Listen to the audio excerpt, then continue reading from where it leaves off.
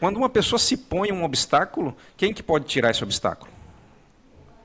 Só ela Ela mesma. mesma. Ela mesma. Então ela pode remover. Ela pode remover, né, os obstáculos. Então, o triunfo de uma pessoa depende da integração que ela tem com sua própria consciência. É um erro, é um equívoco e estudar o ego, e estudar seus próprios defeitos, e estudar sua natureza inferior, entrar nos seus infernos psicológicos desprovidos da luz da consciência. O que entre aí sem a luz da consciência não sai vivo. Não tem condições. Por isso que a Gnosis ensina a cada um de nós a nós estudarmos a nós mesmos, a nós sermos exploradores de nosso próprio mundo psicológico. Tá bem que as terapias ajudam, mas como pode uma pessoa de fora entrar com uma luz dentro da pessoa se só nós podemos fazer uso da nossa própria luz, segundo as escolas filosóficas autênticas? Por isso Sim. que... E Vai lá, Laís. só um parênteses que nós vemos aí o grande drama do ser humano, que é ele estar esquecido de quem ele é realmente. E o Rafael citou a personalidade. E eu vou retomar isso agora, ou seja, a pessoa diz, eu sou um advogado, eu sou um professor, eu sou tal pessoa que nasceu tal dia, que tem tal nome, e isso é simplesmente a envoltura, é a embalagem, é a personalidade.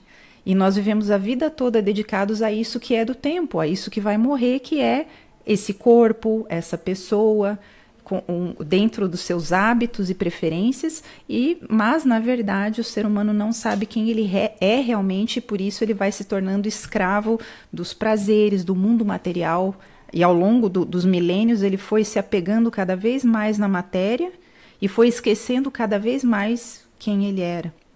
Olha, Lala, esse elemento 15 que o Bruno traz, ele é uma simbiose de duas coisas. Uma, de uma divindade na carta representando a consciência de uma pessoa.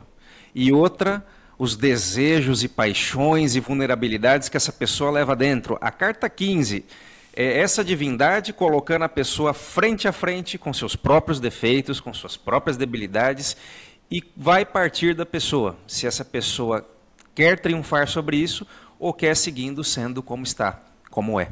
Então isso significa, Rafa, que nós já estamos, ou seja, nós como humanidade, nesse momento aqui atual, planeta Terra, 2024, a humanidade já está no momento, ou já estaria totalmente, inclusive, atrasada no processo de fazer o caminho de volta. Porque houve um momento aí em que foi dito, até pela pergunta do Marcos, né, que todo esse... E aí foram feitas alusões e a gente foi remetido até ao Éden bíblico, né?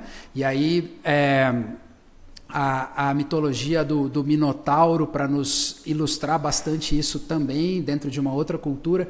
Mas houve um momento em que foi dialogado aqui que era uma necessidade do ser interno, ou seja, de Deus, do espírito de cada pessoa, passar por esse processo de desenvolvimento e contaminação, entre aspas, de sua psique pelo eu psicológico, para que, por contraste, pudesse discernir por uma lei de analogia dos contrários, pudesse de alguma forma, no aprendizado prático, discernir o que é a consciência divina, tendo um valor tão diametralmente oposto dentro de si. Mas, com a presença dessa mesma inteligência divina, que o Rafael agora há pouco nos esclarecia ou nos colocava como sendo uma das simbologias do número 15, sobretudo no tarô egípcio, a presença dessa inteligência divina como um treinador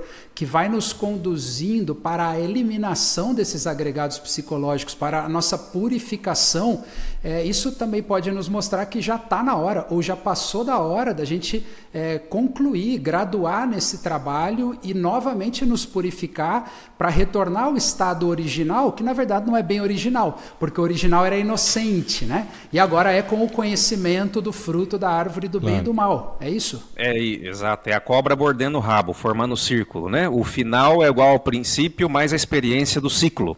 Claro. Por isso Ou que seja, até, é diferente. Até quando a gente fala de inimigo nesse ponto, né, Rafael? Tipo, a gente vai analisar de uma forma que é mais ampla, porque a gente está com o intuito de aprofundar. A gente precisa aprofundar o tema que a gente está falando, a gnoses frente a esse tipo de noção, até mesmo do que é o bem e o mal. Porque até para gerar luz, quando a gente fala em termos de eletricidade, ela precisa da resistência. Então, talvez o ego seja isso, né? Uma força de resistência para que o homem consiga chegar à luz, consiga chegar ao conhecimento de si, e mais que isso, cumprir com o objetivo da gnosis, o autoconhecimento do ser, a gente conhecer a nossa própria natureza humana, ou seja, divina, né? E não somente saber o que a pessoa gosta ou deixa de gostar. Seria isso o ego também, né? Exatamente. É muito simples, conceitualmente falando, né?